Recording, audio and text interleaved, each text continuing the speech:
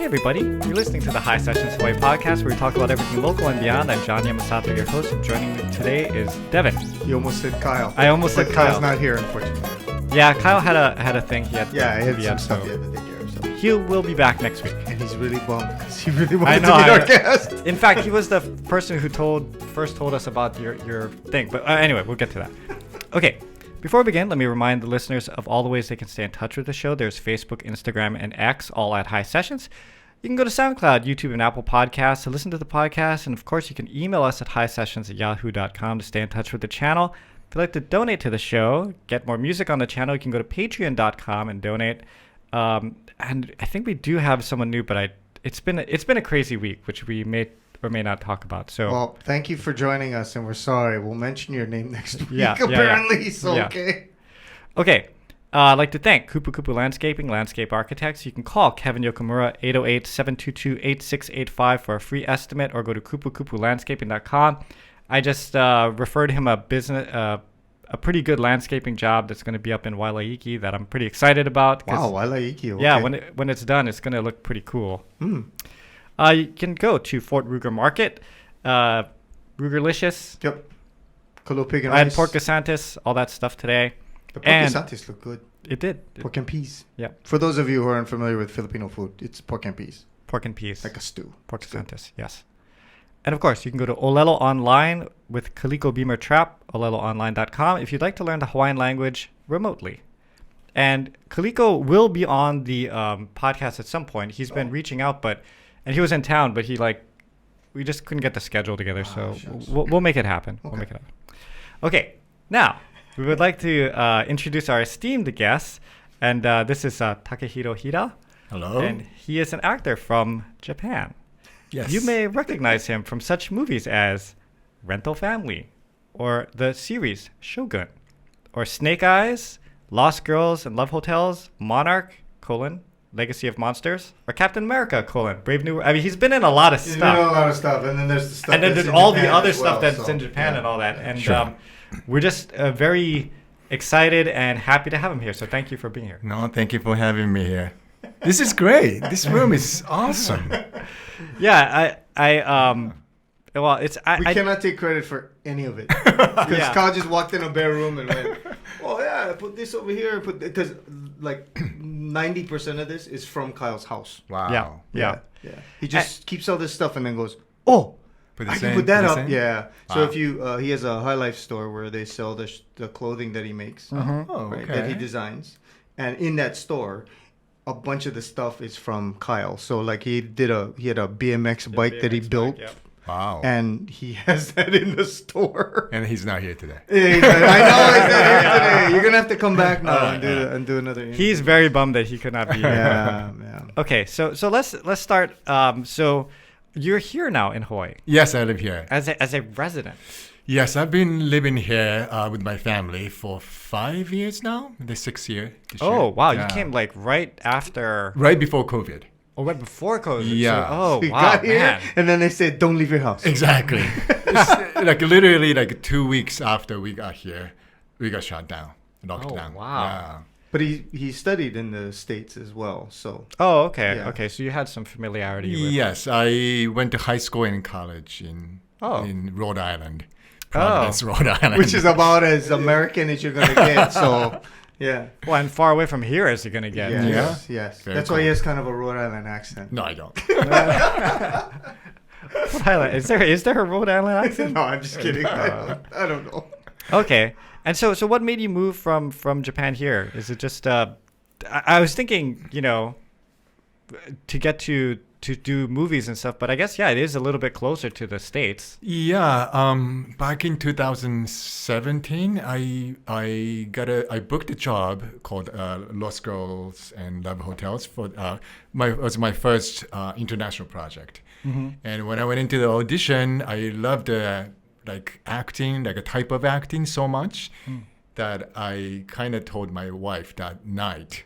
By the way, I found something I want to do. Can I quit, my job here in Japan?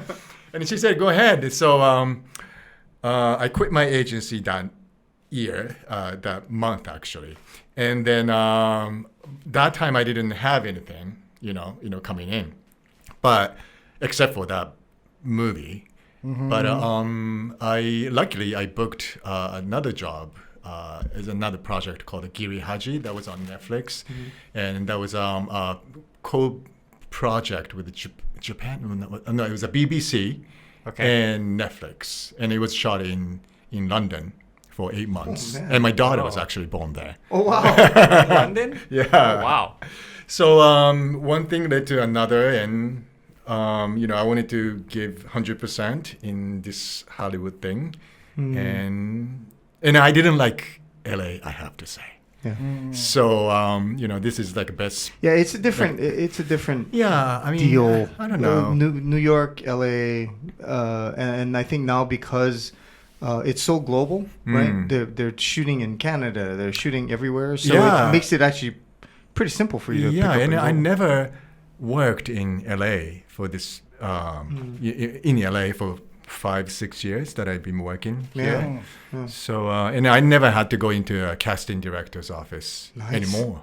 Hey, Devon, I was telling him, you have thoughts about that. What? Because you don't like doing the virtual. I hate video. I hate doing do? video audition. Yeah. Why? Because I enjoy the back and forth of it.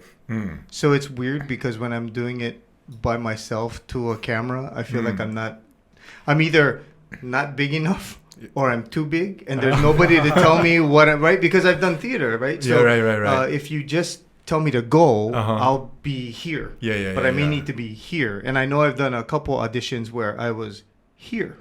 Because I also did a commercial where I literally just stood there and they said, think about the thing that you're wanting to do, and I went, okay, and that was the take they took. But for me, when the camera is here, it reads your eyes. Sorry, when I mean here, I'm putting my hand right up to my face.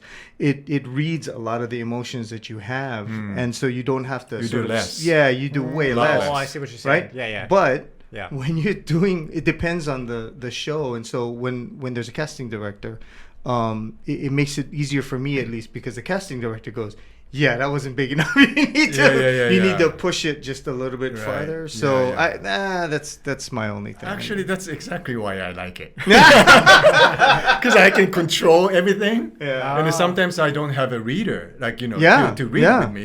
So I record like the other person's dialogue on an iPhone. The recording app. And I just play after my lines. And so it's just like talking to myself.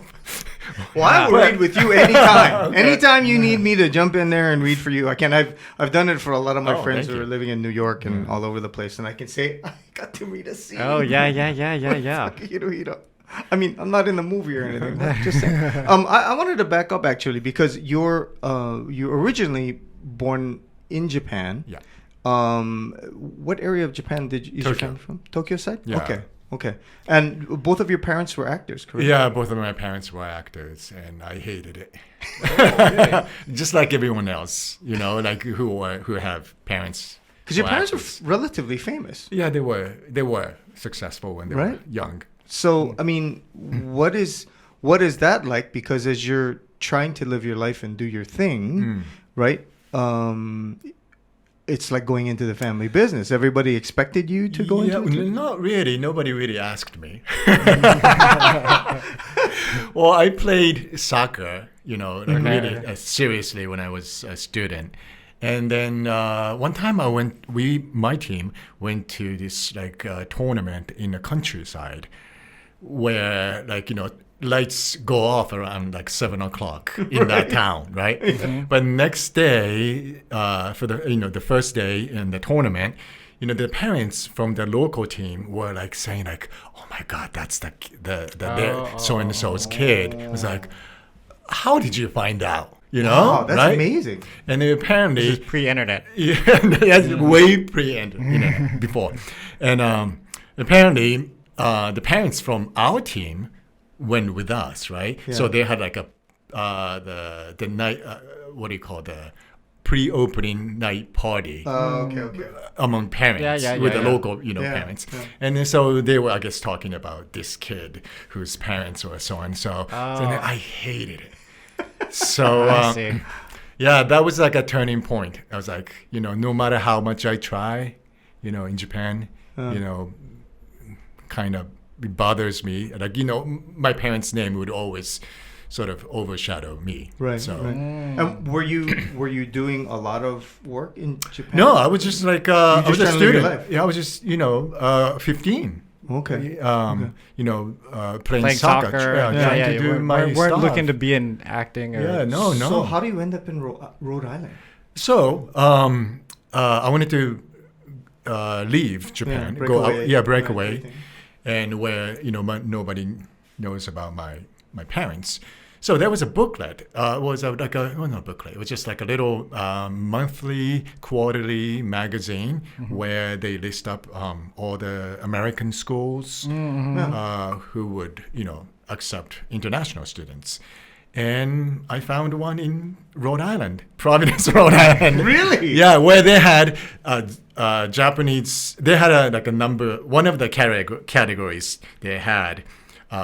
Was that the number of international students, and I found a school that had 0 Japanese students, and when I got there were like 2 Japanese students. I was like, hey, you weren't supposed to be here.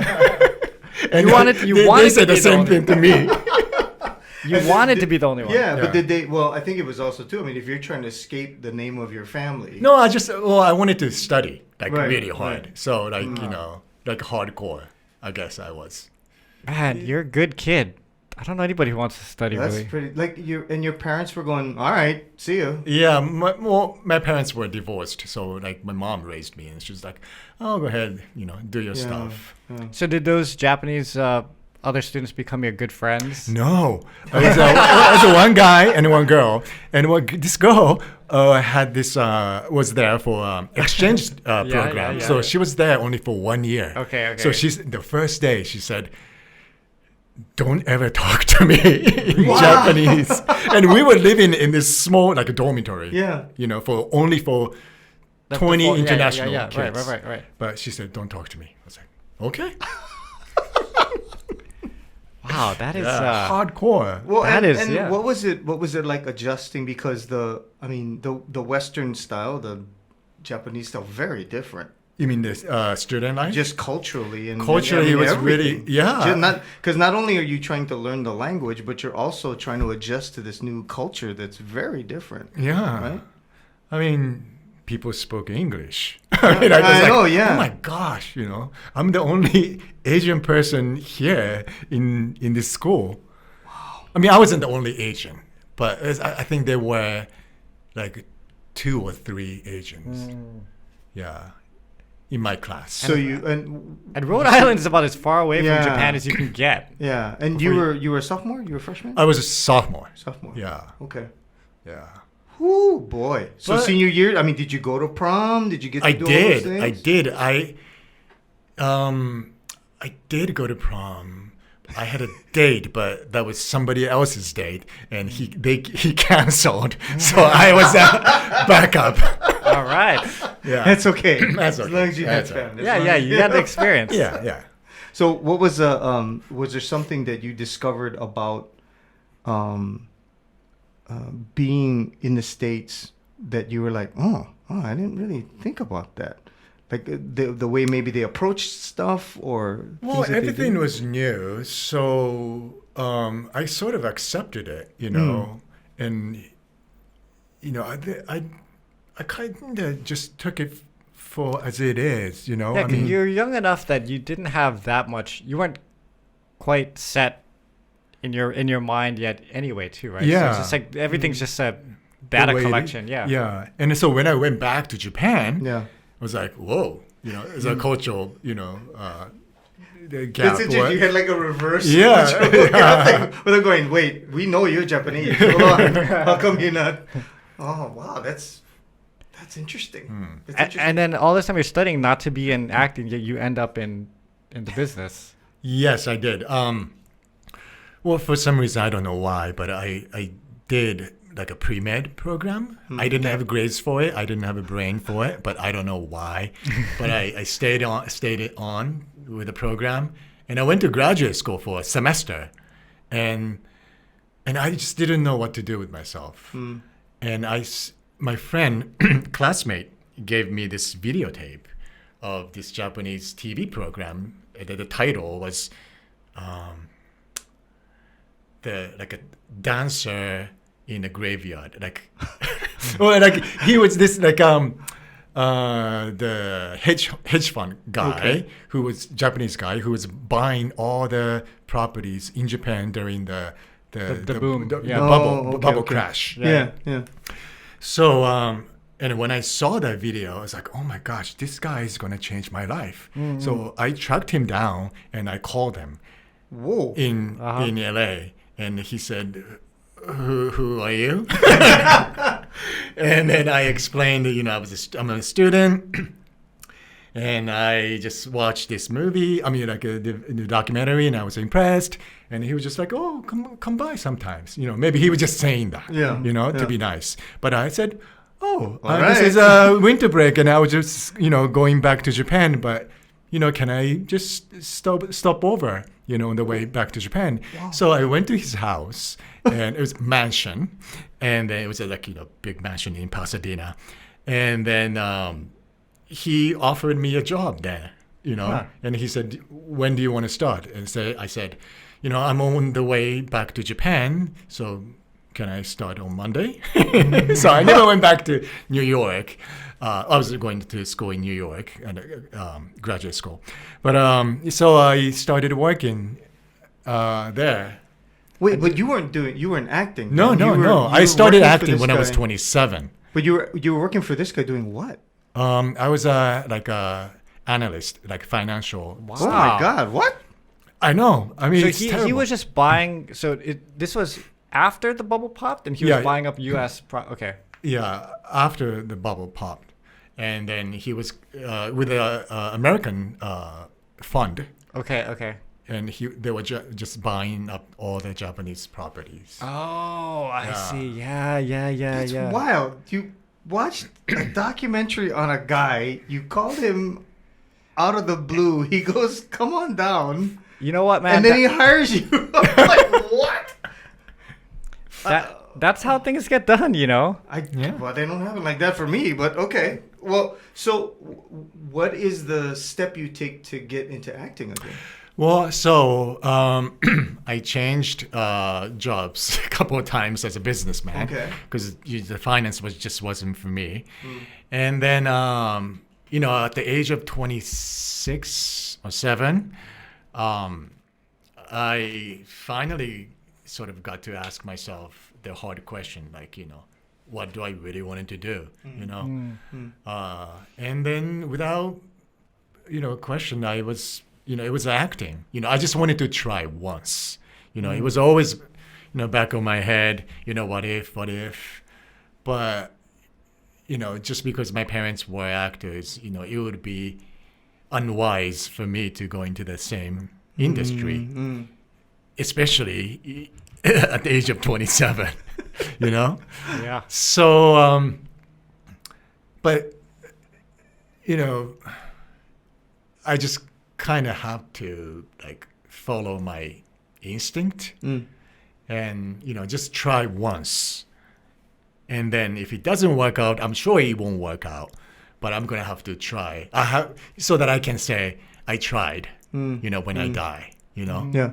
So I kind of, my mom was really against the idea of me becoming an actor because she raised me and she paid a tuition, So my dad, who didn't do that, he was more supportive. Yeah, he was more supportive. So one time he got a award for a play he did. And so he went. He invited me to this a party, for the show, for the award. And then I met the producer for his next play. And he jokingly offered me a job, a role in a play. Oh. I mean, he thought I was a businessman person, Oh, not okay, an actor. okay, And he was like, okay. oh, you should play the son. Yeah. I was like, I was like, I couldn't say then because I was too embarrassed. Yeah. I dressed as like a business person, not like an actor. You know what I mean? But everyone else at the party was actors, Oh, I see. and I was just like a businessman, and it was just like outsider because nobody. I was like, I could have said, I wanted to try, but a couple of weeks later, I told my dad that I wanted to become an actor, and then he said, oh, maybe the producer wasn't kidding about the role, and so one thing led to another, And he wasn't kidding about the roles. no, he wasn't. He took was it- kind of kidding, but he was just like, okay.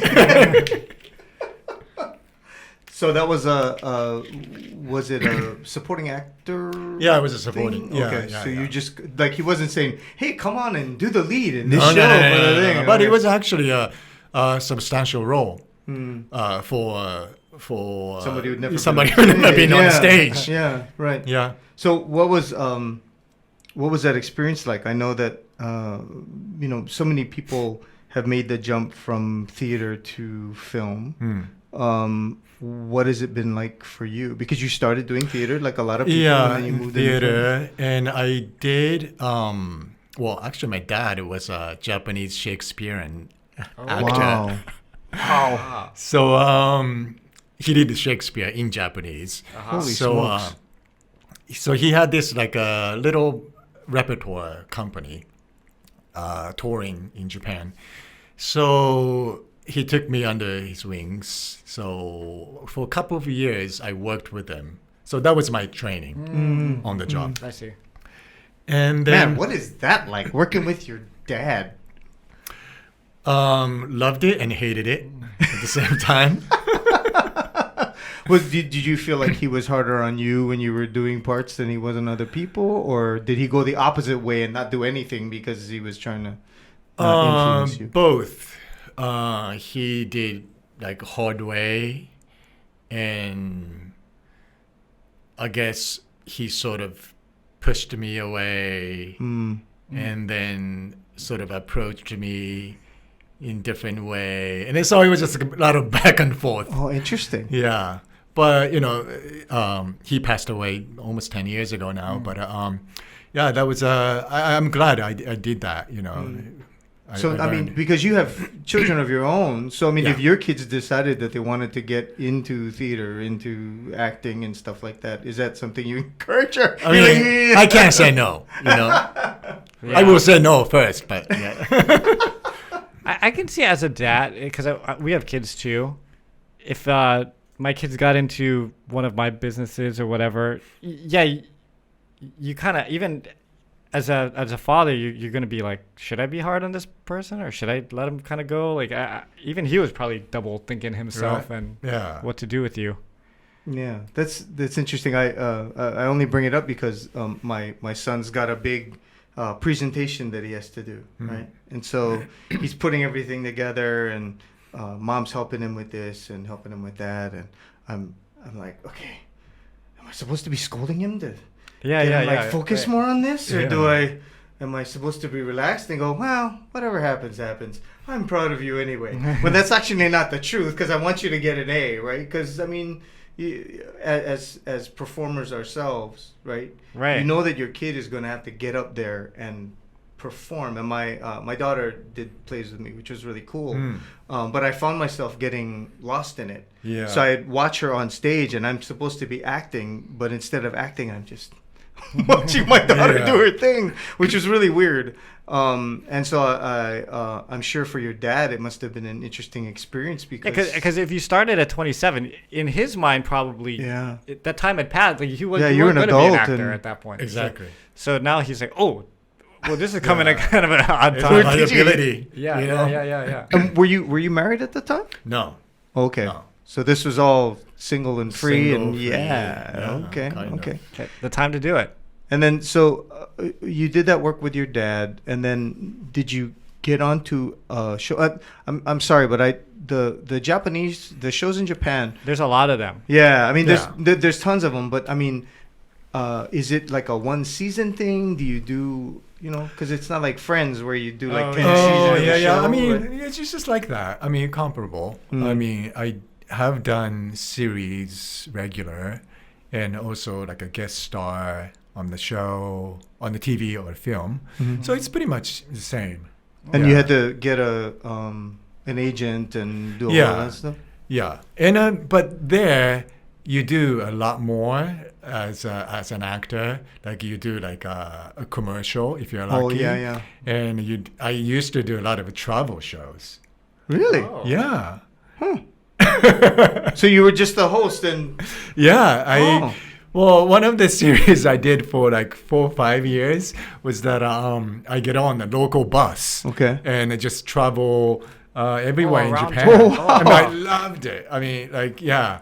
So once a month I would go to like, places in Japan, like, not like touristy places. Yeah. But, places I wouldn't go otherwise. The One cameraman and you? No, actually, it was a big. It wasn't big, but it was just like a director, producer, like a group of 5, 6. Yeah, we just go in a small group and just. Just put you on the bus and say, okay. Yeah. Kind of like a Soko ga shiritai kind of thing. Oh yeah, something like that. Something like that? Yeah. See, that's the thing. Living in Hawaii, right? Yeah. Everybody watches Soko. Yeah, we all know Sokoga. Even though we're like, wait, what? And we talk to people in the mainland about it, and they go, what is that? And we're like, oh, man. it's a show, man. It's so cool, and they're showing how they make this Everybody thing watches and make that here. thing, and yeah, it's pretty neat.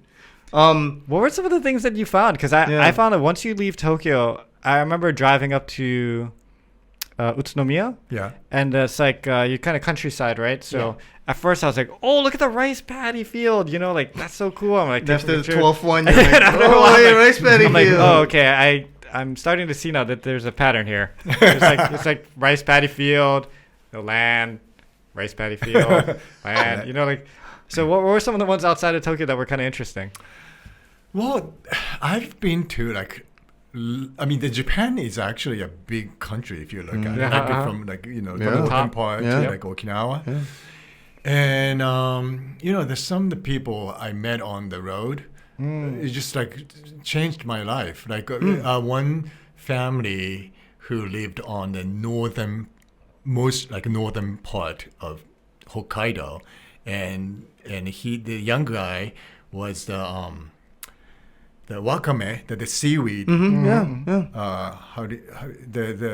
Harvest. Oh, he's a farmer. Harvest. Yeah, seaweed farmer. And he would go like dive into the ocean like 5 a.m. This is like not January, but like March. It's cold. Cold. Yeah. And he would get like all the seaweed, and then like we were in like a down jacket, like freezing. It was like, and then and I couldn't believe his like lifestyle, and he couldn't believe my lifestyle. Yeah. And I think he was going, I want to do that lifestyle. Pointing at you. It's crazy. I mean, my father-in-law used to, when he lived in California, used to dive for abalone. And it's like freezing cold, and you're swimming through the kelp with the great white sharks and stuff, and it's like... Did he have a wetsuit on? Yeah, they had wetsuits. Oh, okay. Yeah, of course they do. Yeah, I don't know. But I mean, still, like I would never... Yeah, it's still really cold. I would never even consider doing, Yeah. They have an abalone farm now on the Big Island.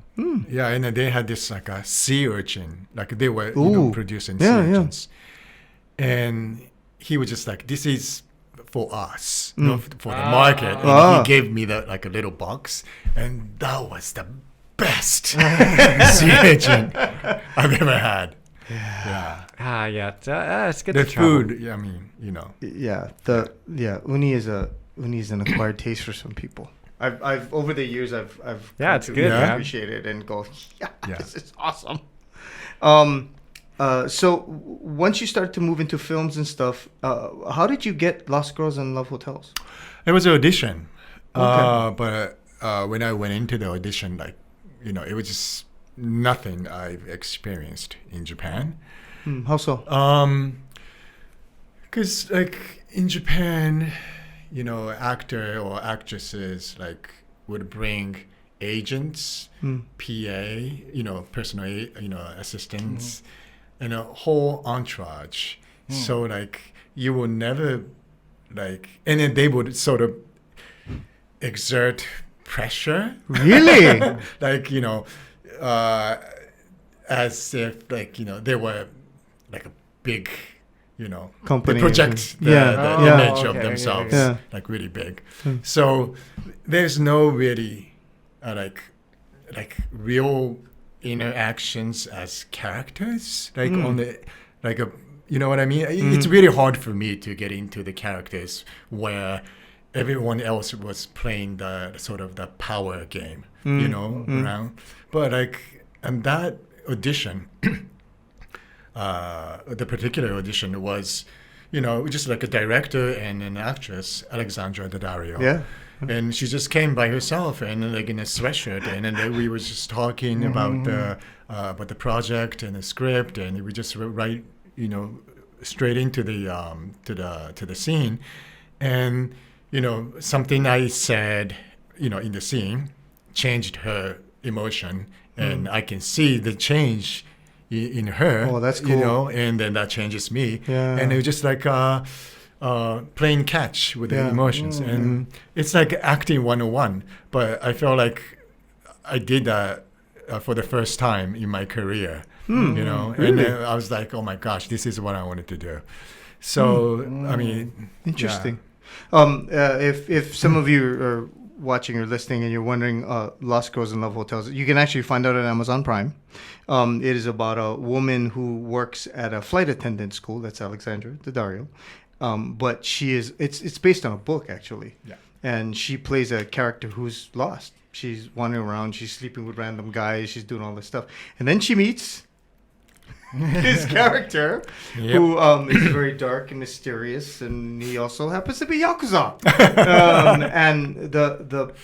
But they have this connection that they can't quite explain, and so it's this very it's fascinating. It's a fascinating character study movie to watch, because you see her spiraling as she's doing this thing, and it's wild because you would think the Yakuza guy would be the reason why that's happening, but it's not. You're actually the stabilizing force to a large extent for her in the film, and meeting you and knowing you, and then you see the film and how he has to act. He looks like this normal dude, and then all of a sudden you have to turn it on and be super scary. I mean, essentially.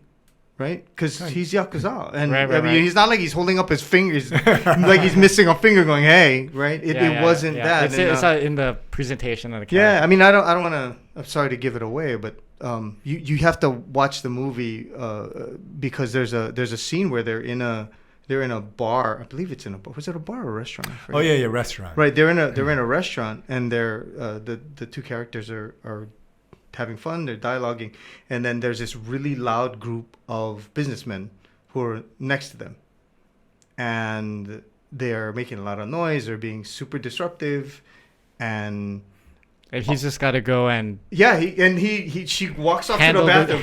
She walks up to the bathroom, and you see him, and all you do is you see him get up and walk over, and when she comes back, they're all gone. And she's like, wait, what happened? And he goes, nah, just have a seat. Relax. And I went, holy shit, that must have been some explanation. But it's I can imagine those moments are so much fun to play. Because they're like, okay, you got to be menacing here. Yeah, I've played a lot of villain in my career.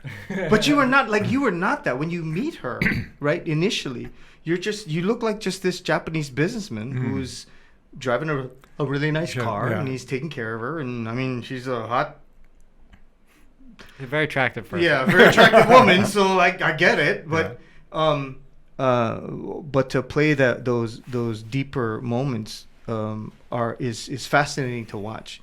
Because, like you said, right, when you're doing those, you have to play it with your almost an internal thing that comes out over the camera that I don't think people sometimes see, right? If you're watching Armageddon, you're not going to see that. But you got to explore that a lot. Sure. And you also get to see more of him than maybe you were expecting. I know I was. I was like, whoa, okay, all right, That's no too much. worry. I was like, okay, when we do the interview, that's going to be really interesting. But I mean, because for you, had you done a lot of intimate scenes in Japan where it wasn't a big deal? No, that was my actually first time. You know, yeah, and I spent 4 hours putting that tattoo on. Oh, Really? Yeah. 4 hours every morning. Well, when I shoot the Well, and this is naked and when scenes. you did the movie, I mean, it was before intimacy coordinators and all of I that guess stuff. so. Right? Yeah, I guess so. Yeah. Because I mean, now they've got to pass by everything. They've got Yeah. somebody sitting there. I mean, it's a whole thing. And I mean, I guess Lost Girls was sort of an indie movie. So it's not it's not like Captain America. We've got like 50 people watching. Exactly. Right, Yeah, right. That must have been nice. Yeah, I mean, it was a closed the set. Yeah. Yeah. But I mean, you're like, okay, put my hand here, and we're gonna do this thing here, and then they go cut, and you're like, all right, I'm gonna go. Yeah. I mean, wow. Yeah. Well, you've been on large sets because you've done I the have. Marvel stuff. And you've done Marvel, yeah. and so is the experience very different than some of the smaller indie kind of things? Yeah, very different. Very different. Like, so do the actors get to interact a lot on these large scale kind of? Well, yes and no. It depends on people. Like, you work with. Like, I worked with Harrison Ford on Captain America, and he was super nice. Yeah. I was just like, oh my goodness. He's like, I don't know. I mean, like I was on set, a couple of days, and I played a little character of Japanese prime minister. And That's not a small character. And then you were leading a nation. Yeah. But he would, when we were setting up the lights and that stuff, he was talking to like one of the ADs, like very experienced ADs, and I was just like right next to him, standing there, and he would include me in the conversation. Wow. He was like, we are talking about this and that, and it's like, Oh, that's cool. it's He didn't have so- to do that, right? No. Yeah. And then one time, I was talking to other prime minister, the French prime minister, president, or like Indian prime minister or president. The leaders.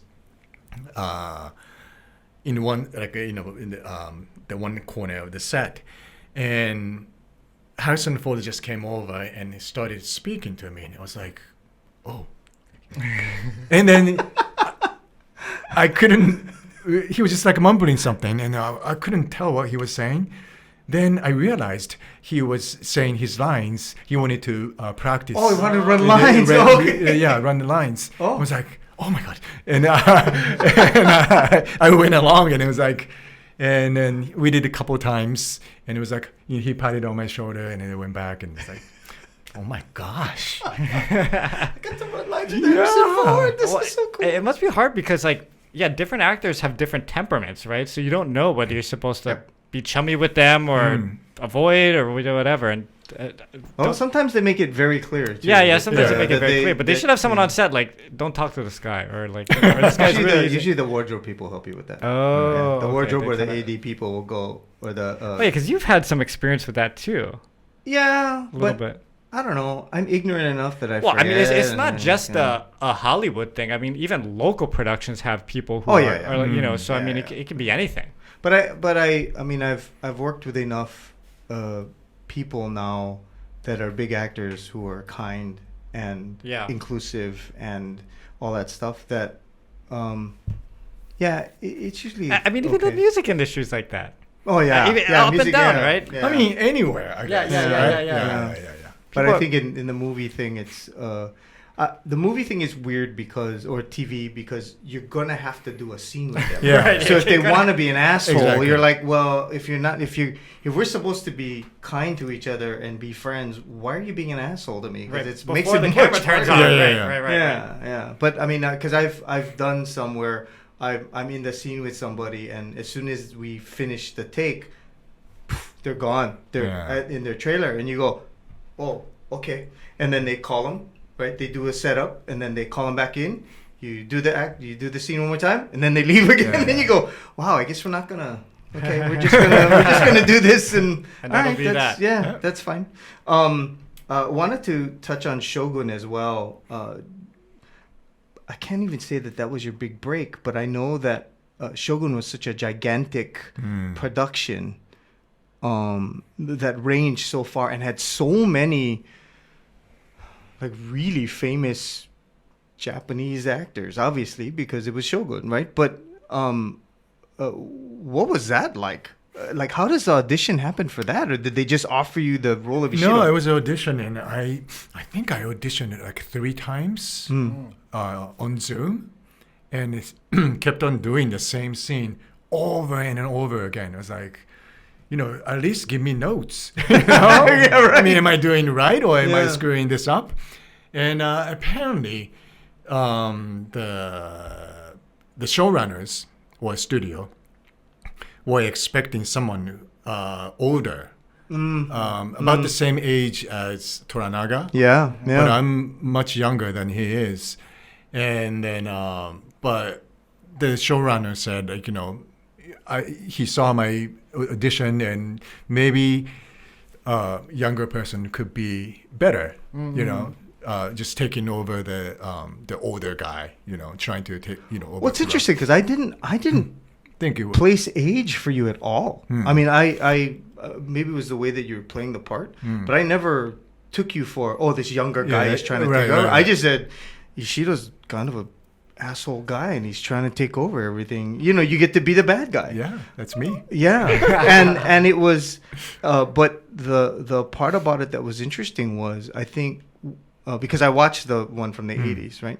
The Ishido from that one was this, I wouldn't say shadowy because you get to see him, but he played it much more kind of stoic and he'd show a little bit of anger, but that's it. And with you, there was this controlled fury thing that was happening almost from the moment you there's you're and I don't mean to put words in your mouth, but you have this impatience about you when you're doing the role.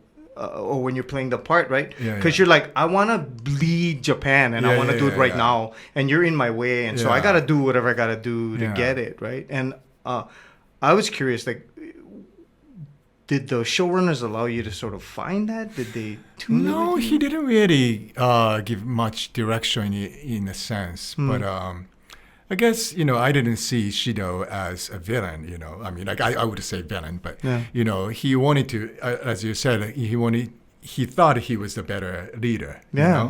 And actually the Ishido is based on a real character called Ishida Mitsunari, and some historians said that Japan would have been a better country if he had won.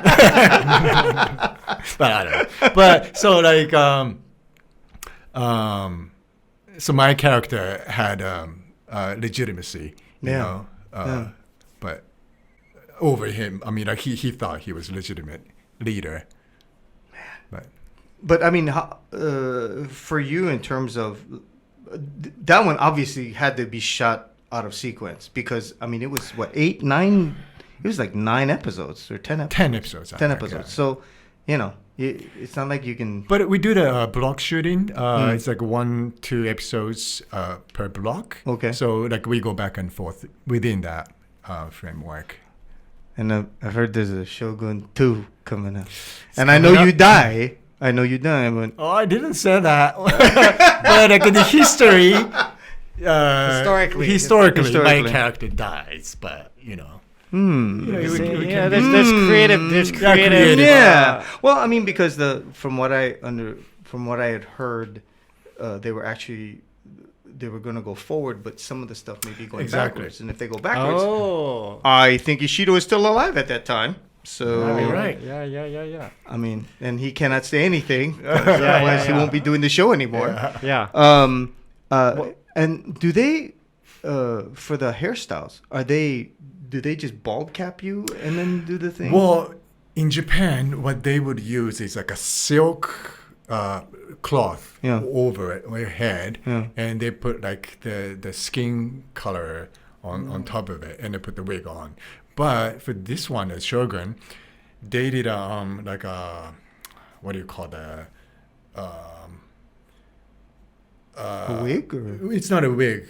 It's a silicone. Oh, really? Yeah. So it takes like an hour to get ready.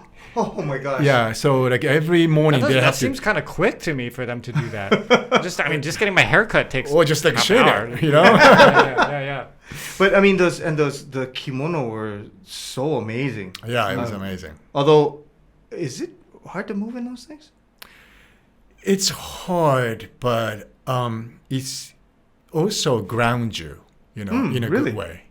Yeah, because in like a period drama, like a samurais or like characters don't move as we do, like modern person, and so the way we walk, the way we run, I think kimono helps you. I mean, it's hard for me. I think it would be impossible for me to run like samurai in like t-shirt and shorts. Like if I put the kimono on, like it's like really tight on the hips, and then it kind of grounds you down and it helps you. So it helps me get into the character as well. So, yeah, that makes a lot of sense. Interesting. Yeah. Well, I wanna talk a little bit about Rental I Family. know. We've been waiting to talk to you about Rental Family. So this movie, I try to watch a lot of movies. I love movies, and there's very few movies that I watch and then I go, I have to tell everybody I know to watch this movie. Thank you. This was one of those movies. It is excellent, and I don't just say that because. I'm here. I've been talking about this movie for I only watched it like maybe a month and a half ago or whatever. Everybody, if you haven't seen, there's been a drought of really good movies, in my opinion, lately. Not any of those that you were in though. Those are all great, but I mean this movie just had everything. It had heart. It had little twists. It wasn't a heavy watch. Like you didn't end the movie and go like, oh man, and you're just up for like another 4 hours just thinking about. I mean, how did you get involved with this little indie film? Well, I was shooting something in Budapest 2 or 3 years ago, and I got the script from my agent. And when I read it, I was like, oh my gosh, this is what I've been waiting for. And this is why I came to the States, really? Because the director depicted the Japanese society, part of Japanese society, that with the perspective that I always had as an outsider, looking back in Japan. It's like it was like a funny Japan, funny version of Japan, but underneath it, there's a like universal theme, that we all can relate to. Plus, there was a good respect. Yeah, there's a respect for the Japanese people, and it wasn't authenticity. Yeah, it wasn't making fun of them at all. Right. Yeah. And then I auditioned.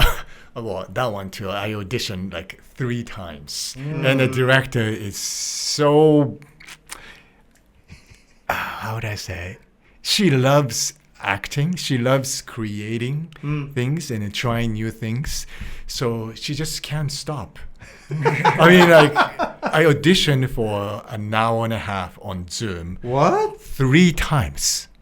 3 times. Each time was an hour and a half. An hour and a half. I lost my voice. Oh my gosh. Yeah, and then twice, and one time with Brendan Fraser. Yeah. And actually another time with Mari Yamamoto, who played my subordinate. Yeah. So 4 times, and finally I got the role. Holy smokes! And was it different sides every time, or sorry? No. When we mean sides, it's the scene. just the paper they give you that they say, okay, this is the scene you're going to play. No, same scene. Wow. Over and over and over again. And not with different people. No, just me and Hikari. Let's do it this way. Oh, maybe it was good. Oh, maybe do this and do that. Oh my God. On and on. I mean, I enjoyed it. Yeah. I really did. Well, you nailed it, man. I just thought, well, your character, I thought it was a perfect balance of like someone who seems in control, but may not be completely in control of him, and just nice guy, but has not ulterior motives, but there's things that he's trying to accomplish in the back, and he's willing to look the other way at certain things so that. And I just felt like you just fit that role perfectly. Well, I think it was well written. Yeah. I think it was, and Rental Family, for those of you who are listening or watching and going, what the heck? It is on Hulu actually right now. You can watch it on Hulu. It is about Brendan Fraser's character who lives in Japan. He's been in Japan for about 7 years. And he stumbles upon this company that rents people. And they rent them to be husbands, rents them to be girlfriends, rents them to be friends. And the fascinating part about it is that it actually exists. This is not something they're making up. No, these companies actually exist, right? Where you can pay somebody to hang out with you, because and I don't think we're giving away too much by talking about it, but Japan as a culture is not super touchy-feely, into emotion, self-actualization, any of that kind of stuff. And so it makes it really difficult to connect with people. And so this company... This is an outlet. Yeah, this company that he has helps to establish that. And you just get to watch these little stories that are happening throughout the course of it. And the interesting thing is, the company still exists at the end of the movie. You could totally just do like Rental Family too, and just do a different story. These stories are also universal. Oh yeah. You know what I mean? Like I mean the only part is there's a couple things in there you have to watch in order to understand what we mean. But I see what you're saying. You could theoretically just continue on these characters. Yeah. Because the stories that happen, they have a beginning and a middle and an end, but the things continue, and these stories must continue on. There must be other stuff, and there are all these nice, these beautiful stories that you go, oh wow, I was not expecting that. Yeah. And then for you as an actor, there's so much to I don't know, to use, to have, to enjoy, right? The movie is about an hour and 50 minutes, but and it doesn't feel that way. Yeah, but it was actually 3 hours long. It was like in the first cut, and then the director have to trim it down to what it is now. You think they'll do a director's cut? That'd be kind of cool. I want to watch that. That would be kind of cool. Yeah. Because you were saying there's some stuff that got cut out that's specific to your character. Yeah, and the other characters as well. Yeah. Also, I've heard that Brendan Fraser is just the nicest guy. Oh my goodness. He's so awesome to work with. Is that about right? I mean, he's the nicest guy. I mean, if you watch the movie, and you will see he's a nice guy, and that's pretty much in real life, that's who he is. Wow. Yeah. Yeah, see, that's the thing, right? You that whole don't meet your heroes because they're gonna disappoint you. But it's nice to know, like Harrison Ford, Brendan, you've met them and they're just as kind and nice. Yeah, and we had this LA premiere one day, and I took my family there, and it wasn't a mistake, but like I took my daughter to the premiere after party. And, she wanted to see. I mean, she's 7 years old. Oh yeah. And she just wanted to see it. She just wanted to stay. Yeah. But there was a area with the sofas and like little tables, and she was just sort of like sleeping already. So I was attending to her, to my family, instead of just making contacts and socializing. And Brendan Fraser didn't have to. I mean, he was just surrounded by everyone, and he came over to me and just make sure that I was okay. That I was feeling okay. I was like, you don't have to do that. You're the big star. I can take care of myself. Yeah. And I know that you've been doing some publicity for the movie as well. Going to, like you said, you just came back from Japan. Yeah. Actually, where they finally released the film so people can see it, which is amazing. Yeah, my video game friends, a few of them are in Japan, and so I was telling them about it, and they're like, "Oh, it's not here yet."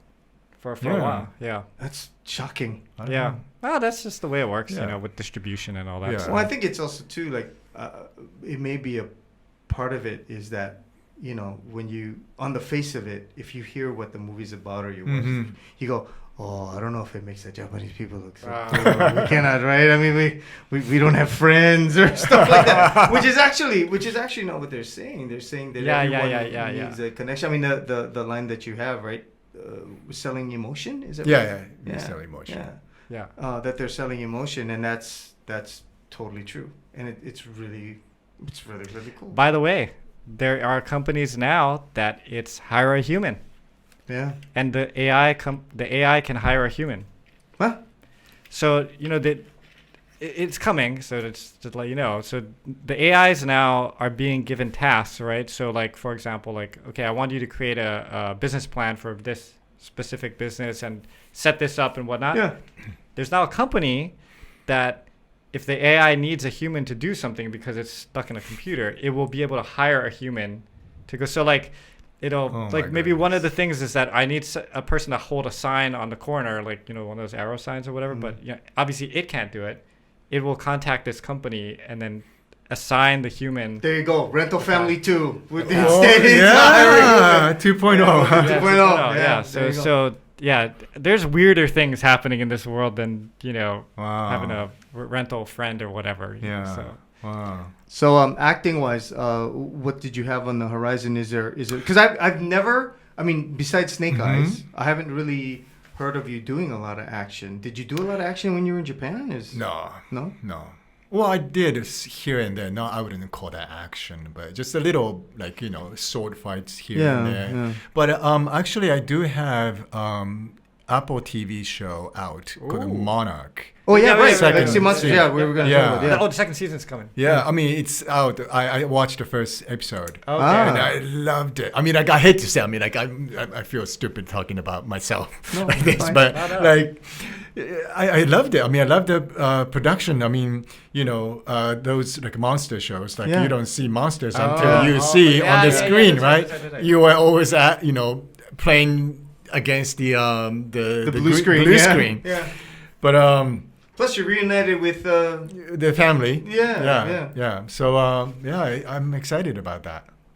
Yeah. It's much better than the first season. I have to. Well, my say. daughter. No kidding, really? Okay. My daughter really liked the first season. Yeah. I got about 2/3 through. They're about 2/3 And then I got through? stuck. And I Okay. went, oh, okay. When did the monsters? I do mostly movies. I tend not to watch too many series. It's good. It's really well done. It's another one of those you get to watch the story sort of in pods. Like this thing's happening and that thing's happening. And then they'll kind of like. How are these things all gonna combine and become the one thing? Yeah. So, and Anna Sawai's in that one. Oh yeah. Dude. Yeah. Is she really nice too? Just kidding. Okay. We have a music question for you. Okay. Unless you have any other. Are there any actors that you're hoping to work with? Besides Devon Nekoba. Because that's obvious. Yeah, no. We cannot. It's 2 Asian men in the show. Too hard to do. I don't know. And do you prefer acting in English or acting in Japanese? In English. English? Yeah. Is there a reason why you think? Well, I don't know. With the English, I feel like I'm exploring. I feel like I'm free. I mean, like I feel like, in a way, confined with the language skills. Because my native, language is Japanese, and I'm confined within the, the limitations. I feel that, but maybe because of that, I feel in a way free. Or you can experiment. Experiment, you can kind of like when I act in Japanese or when I do the Japanese stuff, I feel like I'm like repeating myself. Interesting. Yeah. Maybe because it's something new, like for me to acting still new relatively, to acting in English. I'm not sure. Yeah. Oh, and then also, if you have any advice for people who are watching or listening and thinking, That's a good question. I want to get into acting. Did you have anything you want to recommend to them? Because you took a really circuitous route to get, you know what I mean, to get there. Right. And granted, I mean, some people would say that it's something that sort of you were born with, but you still got to act. You still got to work at the craft of it, right? So if there's anybody out there who's like, because I have a friend of mine who got into acting fairly late. He was kind of like you. He was like 25, 26 years old. And all of a sudden decided, yeah, I want to try. I want to do that. And he jumped up on stage. And now he's doing every commercial I can think of. And he's doing all these voiceovers. I hate him because he takes all the jobs. But but it's really neat. But, somebody may be watching or listening and going, Don't quit. Okay. When you are 20, in 20s, Yeah. there are lots of competitors, right? Yeah. But people drop out. And then when you get to 30, less people. 40, even less. When I get to 50, you can count all the competitors. And then you can let your hair go gray. Yeah. And Or lose hair, or, become like a character actor. Yeah. You're the guy. That's a good point. That is a good Stick point. to it. That's good. Okay. Our last question. We are technically a music channel, so we do ask this of all our guests. If you were stranded on a desert island, maybe off the coast of Japan, and you could only bring 3 albums with you to listen to for the rest of time, I'm very curious to see what you come up with. What 3 albums would that be? And we know you're old enough to remember albums.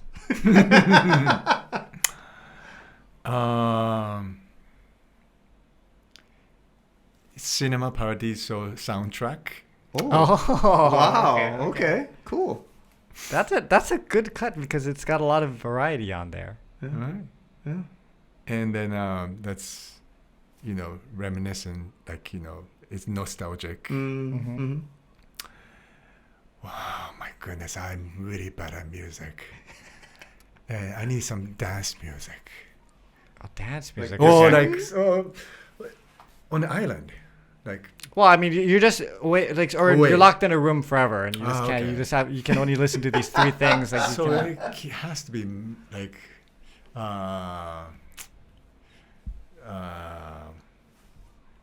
not too hardcore dancing, so reggae. Okay. Bob Marley. Okay, Bob Marley. Okay, Bob Marley. John's happy with Bob Marley. That was one of my picks as well. Yeah. And something to... Japan has good reggae up there. Yeah. Even the Japanese... Yeah. Japanese reggae. There's this guy... I'm getting him confused with Lickle Jordy. Lickle Jordy's here, but there's a Lickle G or something. I remember I got tied into his music in Japan. Because the nice thing about Japan is you have a lot of these small bars and small restaurants and stuff, and they play music, and they play different kind of stuff out there. So that's how anyway, okay, sorry. And the last one, Counting Crows. Oh, wow. It was my college. Okay. College, yeah. That makes By the way, sorry, I don't mean to keep us from stopping, but did you meet your wife in college? Or you met her? You met her later on in Japan? Who? Your wife. Oh, much later. Oh, okay. Yeah. So you were established as an actor and all that stuff. Is she an actor too? No. She was a good friend with my twin sister from elementary we didn't school. even ask him about the family thing. Sorry, we're bad interviewers. So, she's been good friend with my sister, twin sister, for all her life. And I've heard of her name, but I never met her until when I was 40. Wow. What? Yeah. No. Huh. So my sister... Your sister was trying to keep you from No. My sister one time called me and said, oh my God, you're 40, So, and you're not married. You're 40. You're not married. So I will introduce my friend. And so that you guys can talk about people who can introduce to each other. Well, that didn't work out. And the way so she we expected. ended up, you know. Oh, that worked out. That's awesome. Well, man, it's great to meet you, and thanks you. for coming on the podcast. I was super surprised that you agreed to do this. Thank you. Hey, Devon, when are you playing again? Let's give a plug to you guys. Emotional support animals. When is this gonna come out? Are we gonna come This out week. Okay. Yeah. We play this Friday at the Ko'olau Distillery from 5 to 8, and then we will be at 5 to 8 now. yeah.